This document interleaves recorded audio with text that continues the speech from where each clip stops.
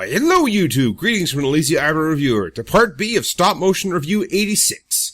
And we're reviewing none other than the Shadow Fisher upgrade set for MP30 Ratchet. In Part A, I mentioned how the front windshield of the cab with its A-frame angles, coupled with the back windows of the van and their inverse A-frame angles, made sort of an hourglass shape. One with a slightly more attractive shape. It just came to me, from who knows where.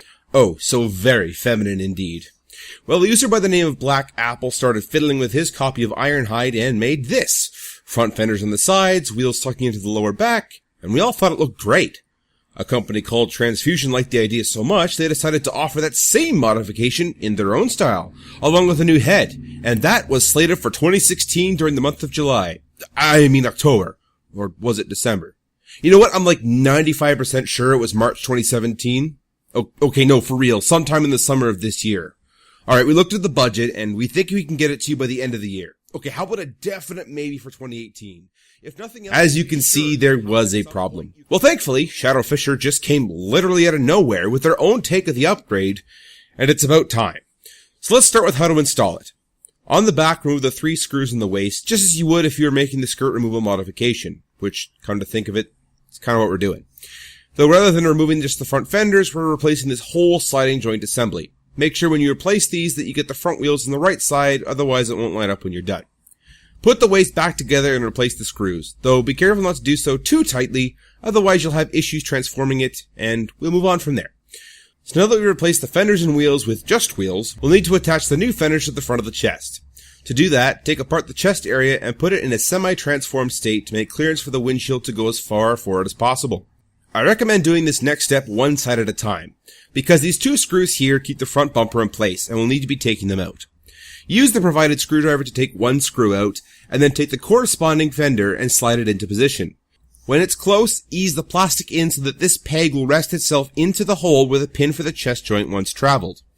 On its own, I find this to be a pretty stable connection, and you more than likely could keep it like this. However, they were also kind enough to provide additional screws that are longer so that this front fender piece could be more secure, so go ahead and screw it in. Once that's done, go ahead and repeat your steps on the other side. And now to finish transforming it the new way. The hip skirts, if you can call them skirts anymore, function exactly the same way with the pulling out, and then pushing back in after transformation and then folding into the butt. The chest, on the other hand, do the back portion of the torso first as usual, open up the sides of these panels, swing the chest up as usual, and then push in the fender flaps until it's all in there snugly. So what does this accomplish? Something you may have noticed on the cartoon was that Ratchet and Ironhide have these cuboid-shaped torsos. Something that can't be done all that easily, especially the way Takara did it with the way the Nissan Cherry Vignette is kind of shaped. However, the modification of the hip skirts where they attach to the chest helps a lot. But not even just for the sake of clearance, the extra articulation in the fender bits also help to square up the chest, making a way more cartoon-accurate silhouette. I'm sorry, Takara, this is an embarrassingly simple fix. Aside from slightly altering the shape of the fenders to be compatible, something that could have been done before the Ironhide design even hit the factory, this is just more or less taking parts that were already here and moving them to a much, much better location with a single screw.